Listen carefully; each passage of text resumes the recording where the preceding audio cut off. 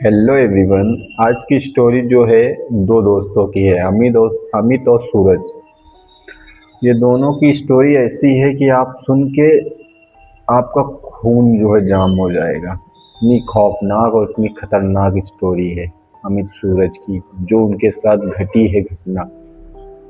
वो मेरे ही दोस्त हैं, क्लोज फ्रेंड हैं। उन्हीं के साथ घटना घटी हुई है। अमित बताते हैं कि भैया हम लोग शादी में जा रहे थे, और शादी में जाते हुए दोनों दोस्त मतलब तो वो दोनों लोग साथ में रेडी हुए कि चलो चलते हैं शादी में। तो ये दोनों बाइक से निकले घर शादी शादी के लिए। और शादी में गए ये लोग, दावत वावत अपना जो भी था, नाइट का टाइम था, रात की दावत थी। तो दोनों भाई गए वहाँ पे, और दोनों लोग जाने के बाद अपना एंजॉय किया, खाना पीना खाया। खाना पीना खाने के बाद थोड़ा उधर जो है डांस डांस पार्टी वार्टी चल रही थी, तो उधर ये लोग चले गए। उधर जाने के बाद थोड़ा उधर टाइम इन लोग को ज़्यादा लग गया उधर, और धीरे धीरे टाइम इतना हो गया कि 11 से 12 रात में बज गए। अब इन लोग का जो घर था, जहाँ शादी थी, और शादी से घर कितनी दूर था? 20 किलोमीटर। बहुत ही लंबा रूट था। अब इन लोग क्या किए, इन लोग को जाना नहीं था, लेकिन ये लोग गलती करे। ये लोग उसी टाइम पे निकल लिए वहाँ से। बोले चलो चलते हैं यार, कोई मुश्किल नहीं है। और भाई ये लोग 12 बजे रात में निकले वहाँ से सीधा घर के लिए। इन लोग को रास्ते में एक पुल पड़ता है। तो इस प्रेजेंट टाइम पे तो वहाँ से पानी वानी आना बंद हो गया है। अभी 1 साल पहले की बात है, तब तो पानी चल रहा था। तो ये लोग जब वहाँ पे पहुँचे तो बोले चलो चलो यार, बाथरूम वाथरूम कर लेते हैं रुक के। तो ये लोग बाथरूम करने चले गए। और बाथरूम करने के बाद जो सूरज था, वो बाथरूम करने गया था। जो अमित था, वो जो है वहीं पे खड़ा हुआ था। तो सूरज जब बाथरूम करके आया, आने के बाद सीधा अमित से बोला चलो चलते हैं।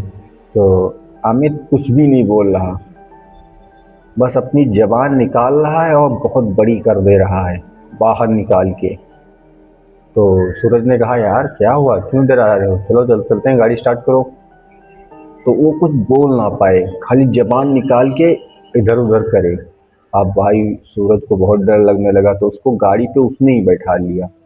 और गाड़ी पे बैठाने के बाद सीधा बोला कि तुम गाड़ी पे बैठो। वो कुछ बोलना चाह रहा लेकिन बोल नहीं पा रहा अमित।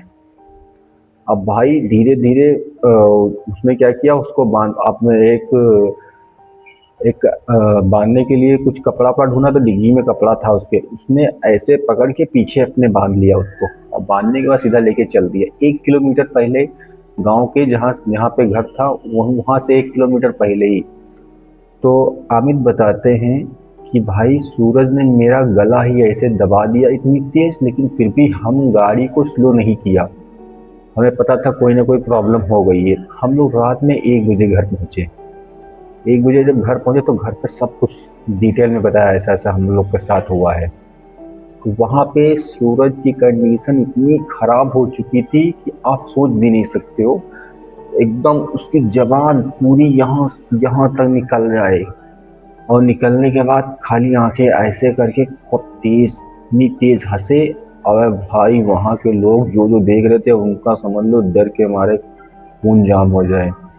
तो वहाँ पे उनके जो सूरज थे, उनके दादा थे, उन्होंने कहा कि एक हम बाबा को जानते को कॉल करते हैं। 2 बार कॉल किया लेकिन रात हो चुकी थी, तो कॉल उठाया नहीं। तीसरी बार फिर से एक बार ट्राई किया तो कॉल उठा लिया उन्होंने।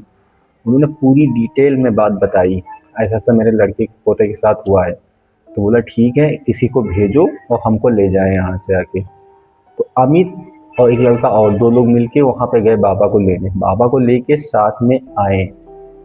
आने के बाद बाबा ने जैसे उसको देखा, बाबा ने कहा ये तो बहुत ही कंडीशन खराब है, इसको हमारे कुटिया पे लेके चलो, यहाँ से कुछ भी नहीं होगा। वहाँ लेके गए, इतना परेशान इतना कर लिया कि बाबा के कुटिया तक पहुँचाने में 4 लोग थे, चारों लोग उसको पकड़े। और वो इतनी ताकत उसके आ गई सूरज की, वो चारों लोगों को ऐसे लग रहा है कि फेंक दे रहा है दूर दूर। इतनी तेज 2 लोग भाग रहे, मतलब पकड़ रहे हैं, इतनी ताकत उसमें आ गई। ऐसे कर देता तो सारों लोग इधर उधर बिखर जाते। अब भाई किसी के कंडीशन में ना आए। तो बाबा ने कुछ मंत्र पढ़े और उसके ऊपर पानी डाला, तब वो थोड़ा कंट्रोल हुआ। उसके बाद उसको लेके बड़ी मुश्किल में कुटिया में उसको पहुँचे, और पहुँचने के बाद उसको बीच गोलधारा एक राउंड बनाया, राउंड बना के बीचों बीच गोलधारा में बैठाला, मतलब इसमें बैठा लो बैठा ला।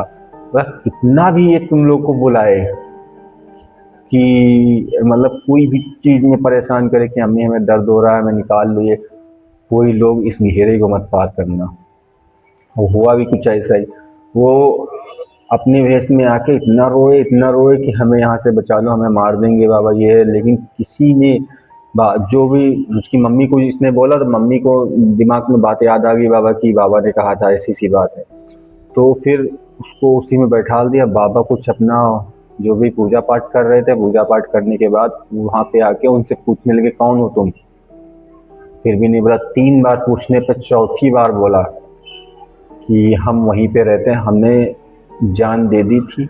एक कॉलेज स्टूडेंट था वहीं पे, और उसने जान दे दिया था अपनी उसी पुल पे कूद के। तो उसी की आत्मा वहाँ भटकती रहती थी। तो अमित सूरज की आत्मा उसको, मतलब सूरज की बॉडी उसे अच्छी लगी, और सूरज भी उसे कुछ अच्छा लगा, इसीलिए उसके ऊपर आ गया था। तो बाबा ने कहा ऐसा है, इसको छोड़ के चले जाओ। बोला मैं नहीं छोड़ के जाऊँगा, मैं इसकी बॉडी में ही रहूँगा और इसकी आत्मा को अपने साथ में लेके जाऊँगा। तो बाबा ने कहा ठीक है। तो बाबा ने अपना पूजा पाठ किया, जो भी करना था करने के बाद ताबीज़ बांध के दिया। बोला कि ये लो, आत्मा को हम तो हटा दिए हैं, लेकिन वो फिर से आ सकती है, बस ये ताबीज़ मत उतरने देना इससे, और उसको हम बांध नहीं सकते हैं क्योंकि उसके साथ 2 आत्माएं और हैं और वो बहुत ही ताकतवर हैं। इसीलिए हम इसको कंट्रोल कर सकते, तो कंट्रोल हमने कर लिया है इसको। आप ऐसा करो, हमने बांध दिया, सब लोग ताबीज़ पहना दिया, पूरा घर जो है कीलों से वो मंत्रों से वो कर दिया, मतलब बस इसको उस पुल से मत निकलने देना। तो ये अमित ने पूरी डिटेल में स्टोरी हमें बताई। तो सूरज वहाँ से अपने जो है, जो पापा मम्मी डैडी थे उन्होंने घर चेंज करके अलग सिटी में ले लिया, तो वहाँ पे शिफ्ट हो गए हैं। तो सूरज की अब तो कंडीशन सही है, कोई प्रॉब्लम नहीं है, लेकिन सूरज कभी कभी अभी भी ऐसा लगता है कि उसे कुछ दिखता है बट उसके ऊपर हावी नहीं हो पा रहा।